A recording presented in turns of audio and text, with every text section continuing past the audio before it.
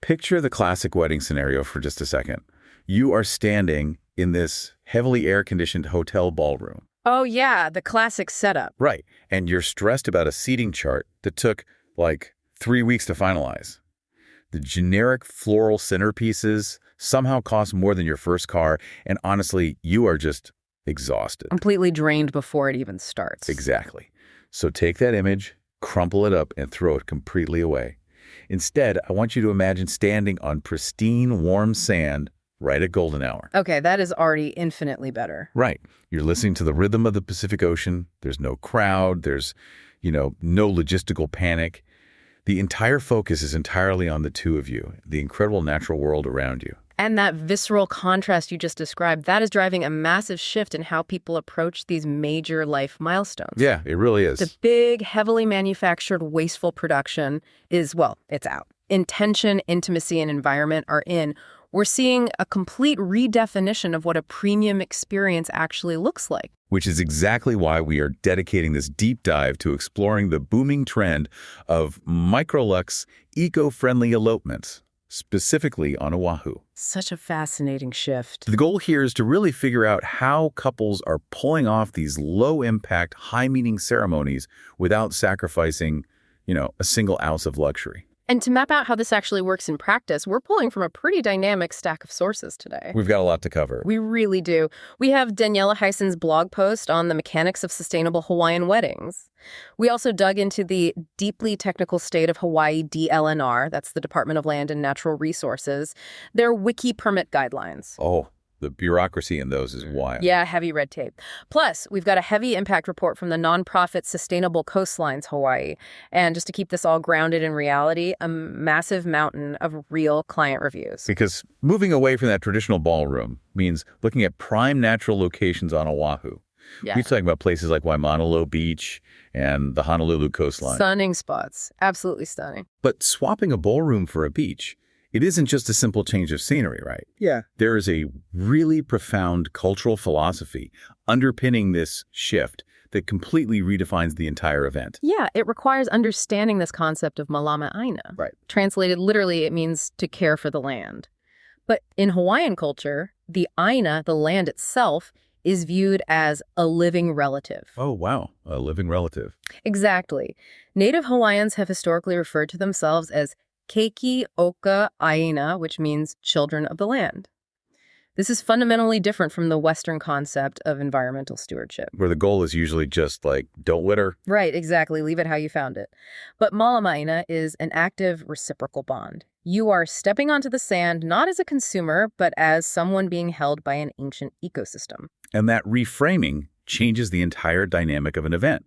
It's like treating the beach not as a backdrop for your photos, but as your most important VIP guest. That's a perfect way to put it. You wouldn't invite a respected relative to your wedding and then, trample their garden or leave trash in their living room. No, you wouldn't. And when you treat the land with that level of reference, you're forced to make highly localized, deliberate choices. Which is so important in Hawaii. Immensely important because of the extreme vulnerability of Hawaii's ecosystem. I mean, because the islands are so incredibly isolated, roughly 90% of their native plant species are found nowhere else in the world. 90%. Yeah, 90. They evolved over millions of years in this totally closed environment. Which means when a couple brings in a traditional bouquet of, imported exotic flowers, they're introducing a massive biological wildcard. A huge risk. Right, because a dropped seed, a stray petal, or even an undetected insect from an imported arrangement can easily take root.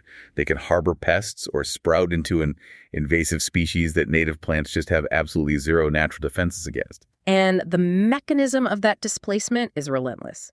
Invasive plants often grow much faster, they monopolize the fresh water supply, and they literally physically shade out the native flora. Wow. Yeah. The Oahu Invasive Species Committee actively battles these threats year-round just to keep the native ecosystem intact. So what's the alternative then? Well, the sustainable and, frankly, more culturally luxurious choice is to utilize what naturally belongs there. Take the Olima, for example. Okay, Ilima. It's the official flower of Oahu. It's the small, vibrant, golden yellow native blossom that's historically associated with Hawaiian royalty. Creating a single Ilimale requires hundreds of these tiny blossoms. Oh, wow. Hundreds. Hundreds, and immense patience and skill. That sounds incredibly premium. Yeah. And the Arabian jasmine, or pikaki, falls into that luxury category as well. Oh, right? absolutely. It's a classic bridal lei with an incredibly rich, intoxicating scent. You also have the male vine, which is like this open-ended garland with a warm, vanilla-like fragrance. It smells amazing. And the tie leaf, which is a Polynesian canoe plant brought by early voyagers. Choosing these elements grounds the ceremony in the actual geography and heritage of the island, rather than trying to paste some generic aesthetic over it. Yeah, and that same localized mindset has to extend to how couples mark the celebration moment itself. Like the classic tossing of things. Right. The Western tradition of throwing rice, tossing plastic confetti, or releasing balloons is physically destructive to a marine environment. Yeah, balloons are absolute no-goes. Completely. A latex or mylar balloon doesn't just magically disappear into the sky. It eventually bursts, drops into the Pacific, and physically mimics the appearance of jellyfish in the water. And sea turtles consume them, which fatally blocks their digestive tracts. It's awful. It really is. Even the confetti marketed as biodegradable is deeply problematic. Yeah. It requires commercial composting facilities with high heat to actually break down. In a marine environment, it just sits there. Yeah, it doesn't just melt away in the ocean. No. It eventually fragments into microplastics that infiltrate the sand and the local food web. So the ecologically sound alternative is using natural, locally sourced plumeria petals or dried hibiscus. Which look amazing in photos. They do. They provide that beautiful visual effect in the golden hour light, but they break down naturally in the soil within days. Or couples can choose to mark the transition entirely with sound. Ah, yes. The pew, or the traditional conch shell. Exactly. We blow the shell at the beginning and end of the ceremony. It commands attention. The sound physically reverberates across the shoreline, and it leaves absolutely zero physical footprint behind. It's a deeply traditional way to announce a milestone, honoring the space through acoustics rather than, physical materials. But, and this is a big but, blowing a conch shell on a public beach isn't as simple as just walking onto the sand and declaring yourself married. Not at all. Because the state protects this ecosystem so fiercely. Stepping onto that shoreline with a professional photographer and an officiant triggers an absolute avalanche of bureaucratic red tape. It really does, because Oahu's beaches are public lands managed by the Department of Land and Natural Resources, or DLNR. The dreaded DLNR rules. Yeah, they are strict. The moment you hire professional vendors, your intimate elopement is legally classified as a commercial activity. To operate legally, you must secure a right of entry permit, which is commonly known as a wiki permit. And the parameters of this wiki permit are incredibly tight. It only lasts a maximum of 2 hours, and that window has to cover your entire setup and breakdown. Down to the minute. Yes. Yeah. And you are charged based on the physical footprint of your event, literally 10 cents per square foot with a $20 minimum. You actually have to calculate the exact geometry of the space you intend to occupy on the sand. And the physical restrictions within that square footage enforce a literal leave no trace mandate. Condition 14 of the permit explicitly bans structures. Wait, no structures at all? None. You cannot bring chairs, arches, or any standing decor. The dune vegetation, which is critical for holding the sand in place and preventing coastal erosion, cannot be disturbed in any way. That makes sense. And furthermore, you don't have exclusive rights to this space. You cannot ask the general public to move out of your shot. Okay, the real wall that couples hit, though, is the liability requirement. Yeah. To even apply for this permit, you have to provide a certificate of insurance for a minimum of $500,000 per incident and a $1 million aggregate liability policy. It's massive. And it must explicitly name the state of Hawaii as an additional insurety. Yes. And if that insurance certificate lacks the exact required legal formatting, the DLNR will flat out reject the application. No exceptions. Okay, wait. So I want a relaxing MicroLuxe elopement, right? I want to ditch the stressful ballroom. But instead, I have to calculate square footage, navigate government websites, and buy $1 million insurance policy. How is that stress-free? Well, it operates as a deliberate filter. A filter. Yeah, the bureaucracy is designed to be a high barrier to entry because the DLNR's primary mandate isn't wedding convenience, it is environmental preservation. Right, they're protecting the island. Exactly. For an individual couple, especially out-of-state travelers who are totally unfamiliar with local zoning, managing that liability is overwhelming. Which means the actual secret to the MicroLuxe trend isn't adopting a do-it-yourself mentality. Definitely not DIY. It's finding a local insider who essentially acts as a buffer between the couple and the state's bureaucracy.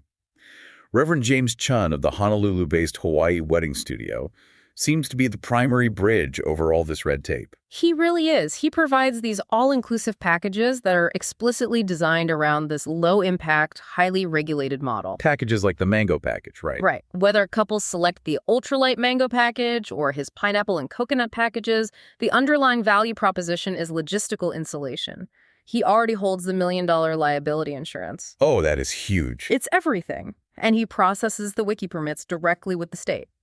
So synthesizing the mountain of client reviews for his services, a very clear pattern emerges. Couples aren't just praising him for doing the administrative paperwork. No, it's much deeper than that. They're highlighting the psychological space his expertise creates.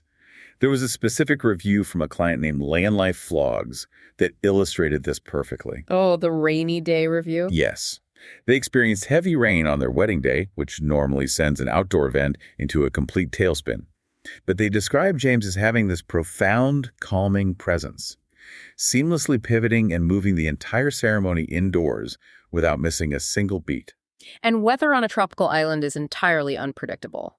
I mean, you are constantly at the mercy of shifting trade winds and sudden squalls. You never know what's going to happen. Right. So the mechanical ability to instantly adapt a location without transferring that panic to the couple is a vital component of executing an outdoor eco-friendly event. And some of those pivots involve his dedicated treehouse office in Honolulu, right? Yeah, the treehouse office is amazing. It provides this serene, beautifully designed indoor space for signing paperwork intimately or serving as an immediate backup when the coastal weather turns hostile.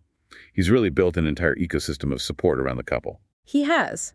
And that logistical mastery is the engine that actually makes the cultural connection possible. Right, because you cannot genuinely embody Malama Aina if your mind is consumed by logistics. Exactly. You can't be present, treating the land as a relative and focusing on the gravity of your vows, if you are quietly terrified that a DLNR inspector is going to tap your shoulder to verify your commercial permit or measure your physical footprint on the sand. By entirely removing that bureaucratic anxiety, the couple is granted the mental bandwidth to actually experience the environment. Outsourcing the stress is what allows the intention to take over. And that intention doesn't just benefit the couple's state of mind. It has a very tangible, quantifiable impact on the island's physical health. A huge impact. The data from the Sustainable Coastlines Hawaii Impact Report puts the vulnerability of this ecosystem into incredibly sharp perspective.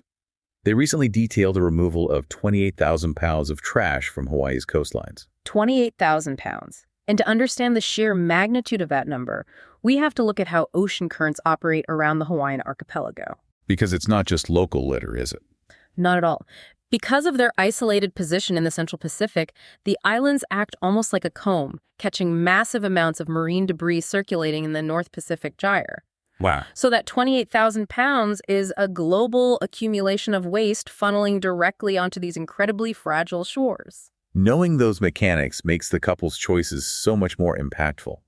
When a couple makes the deliberate decision to reject single-use plastics, when they say no to the mylar balloons and the synthetic confetti, they are actively refusing to add to a system that is already severely overloaded by global currents. Exactly.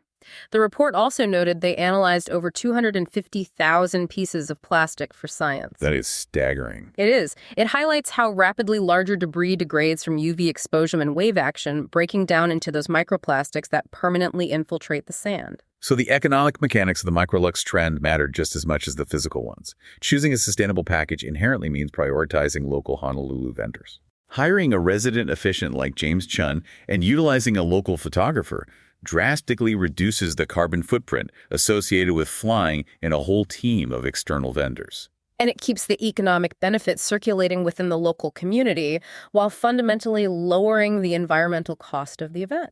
Which completely challenges the traditional assumption that going eco-friendly requires a compromise. There is this lingering societal idea that sustainability means settling for less, that you're giving up the premium dream wedding to just, do the right thing. Right, like it's some sort of sacrifice. Exactly. But the reality of these elopements proves the exact opposite.